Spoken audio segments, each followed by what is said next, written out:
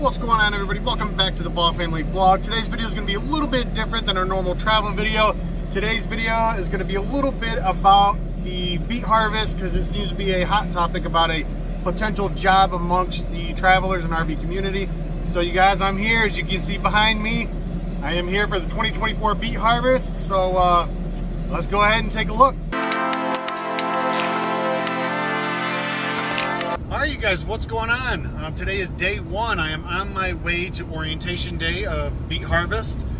We got all set up in the campground yesterday. I'll give you a look at that later when I get home maybe. Really nice campground. But like I said, I'm on my way to orientation day.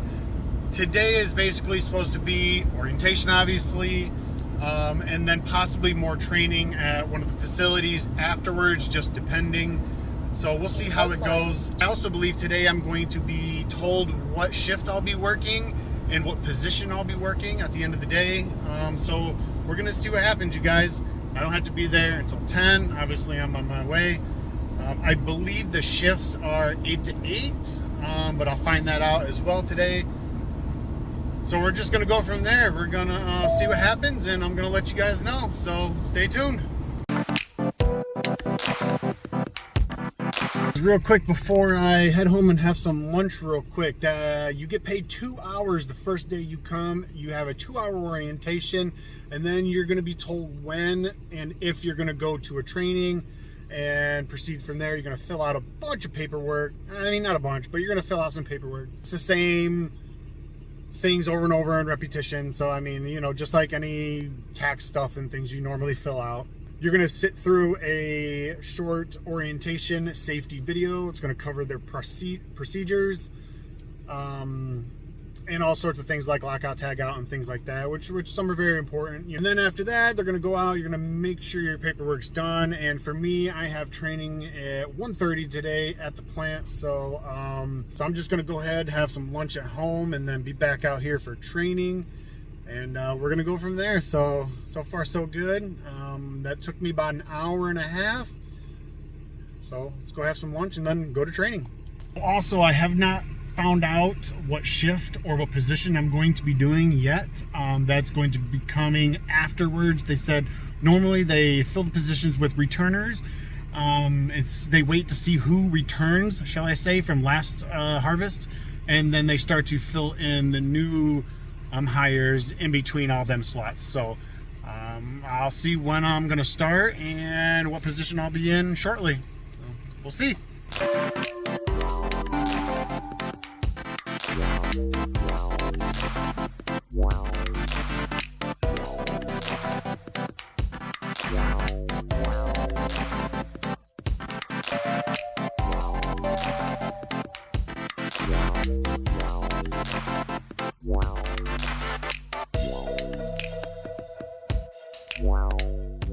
We are on our way out of here today. As you can see, we are leaving the Drayton facility here in North Dakota for the beet harvest.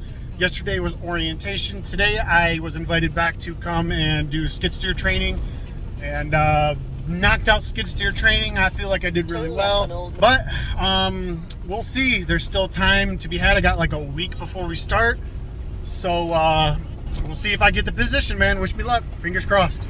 And then once we get the call, we will go to work, you guys. So here we go. Fingers crossed I get that skid steer position, and fingers crossed we get a good harvest to make a lot of money and everybody stays safe. We're here at the beet harvest, another training day, seeing how things are going. Check it out though. Here's the process trucks coming in, dumping the beets.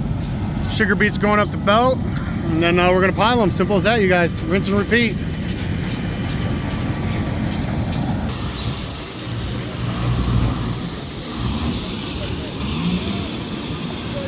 All right, what's going on, you guys? This is day 3 of the beet harvest. I am on my way in for more training, and we're gonna figure out what our spots are today, what positions we get, the whole nine. So here we go. We are out here at the Drayton facility for the beet harvest. My 3rd day, I had some more training on the piler itself and around it and whatnot. Today we are back. Harvest has not started yet. That's gonna start in another couple days. We're back today for a little bit more training, and then we're gonna go from there. All right, guys, we are back out here, and as you can see behind me, that is my that's my job for this season. I am the skid steer operator, and we are out here. I'm getting some practice in and learning how to lay these culverts. It's gonna be one of my jobs, is to lay every single one of these culverts in a straight line, and it's got to connect with the other ones. And I'm gonna do that all the way from the beginning to the pile, all the way to the end, you guys. So this is going to be a jam-packed, busy job. And there it is, you guys. Pretty straight. Check that out. So there it is, you guys. I was lucky enough to land the skid steer operator position this year. So here we go. Beet harvest, year 1 for me. Let's go. Hey guys, here we are, day 1 of the beet harvest, October 1st. I am in my car, but I'm not headed to work today. We are not working today. It is too warm, but I do believe the stay pay starts today.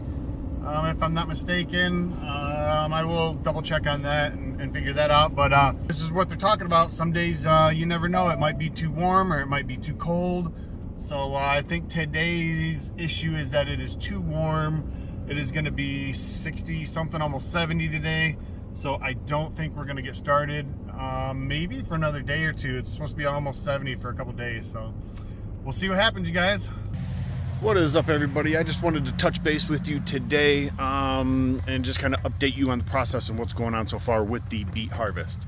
So today is October 2nd, and we have not worked a day yet since training, but the weather has been too warm, and it sounds like the stockpile is going to start Thursday, which is in another couple days here.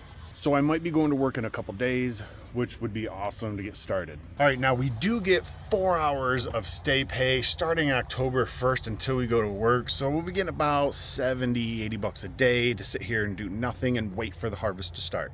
So I'll keep you posted, and we'll see when we get to work, you guys. All right, you guys, here we go. Day 1 of the beet harvest. I don't know if you can see. Yeah, you can see me a little bit, I'm sure. Okay, here we go. Day 1, like I said, this is the 3rd of October, and we're going in and getting a start at it. So I'll catch some video and some B-roll and kind of catch some of the process when I can. I don't know if that'll be today or in a couple days. I want to get settled in and, you know, make sure I'm doing my job correctly. So yeah, you guys, here we go. I'll keep you posted. As you can see, everybody is out here. The trucks are dumping. The beets are rolling. We're piling, baby. This is the beginning. As you can see, way down there is where the end's gonna be, so it's gonna be a while. But as you can see here, the process is one truck goes in on the left, one truck comes in on the right. You dump one truck at a time, it'll run up the conveyor, and it'll shoot out towards the beet pile there. As you can see here in a second, it'll come out from the front of this truck on the right here. So as you can see, the truck is lifting, raising the bed, shall I say, and it's gonna dump the beets in. And that's gonna hit the conveyor, and you can see the boom now crossing the top of the beet pile. We're gonna pile the beets up. I have to come along and install all of these metal culverts, and that's gonna pump air. They're gonna push air through big fans through these tubes. They will eventually flatten out the top of this pile. They will come through with the tarp. They'll tarp it, and then we are gonna freeze this pile, so they'll blow cold air into the bottom, freeze it solid until it can be used. Really, really neat process, you guys. All right, you guys, I'm sitting here editing the beet harvest video, and I realized that I never really gave you my final thoughts and what I thought about the whole beet harvest and if it's really worth it. So first off, I guess I'll say the money, it was good. When we finally started getting to work, it was good. I made some good money. You get a free camp spot, cabin, or other accommodations. They'll put you up in a hotel. They will accommodate your stay. You get the free stay. You get stay pay when you're not working, and then when you're working, you make some good wages. Obviously, it depends on what position you get, but the money was good when it started flowing. When we started working, we did start working. That is one thing you have to be ready for. When you start working, when that harvest kicks in, you guys, and the weather is good, and if it hits right, you'll be there. We were there for, I don't know, 2 weeks or so, give or take, nonstop every day, 12 hours a day, 8 to 8. So you got to be ready. I can't complain much because I got to sit down. I did have a pretty busy job. The skid steer on the coverts, on the deep freeze piles, it's fast. It's a fast pace.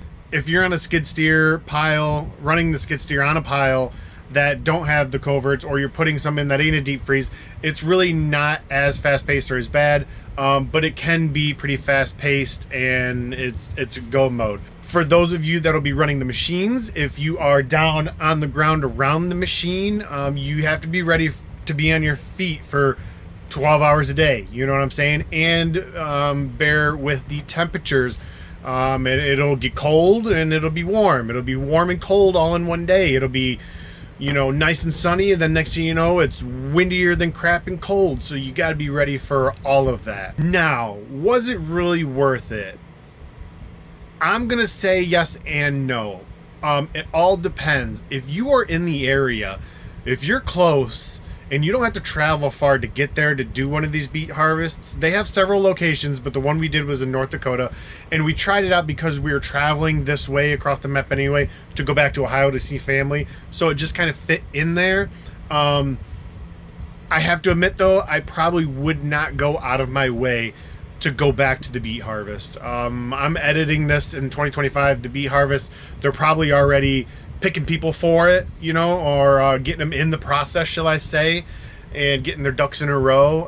I'm not going to fill back out this year because by time I travel there, the fuel cost, it's going to take me to tow the house and to get there, period, and back to wherever I'm going, kind of will suck up all the money that I'm going to make during the beet harvest. So for me, going there just to work it and then coming back will not be worth it.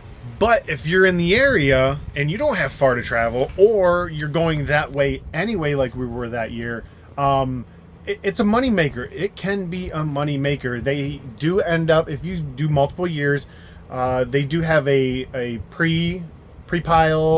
They keep some people till the very end, and your bonus each year you come back gets bigger and bigger. So the potential to make really good money is there. There are guys and girls that come there and work the beet harvest only, and that's the only job that they do during the year because they make enough money to support them the rest of the year. So it can be a money maker if it fits into your schedule and if you're in the area.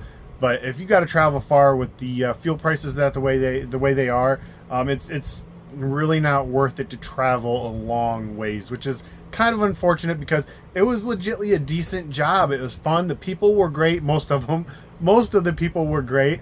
And you know, we made good money, you know what I'm saying? So it was cool. I would definitely do it again if it fit into my schedule or it was closer to me. So that's my thoughts, you guys, and I appreciate you guys watching.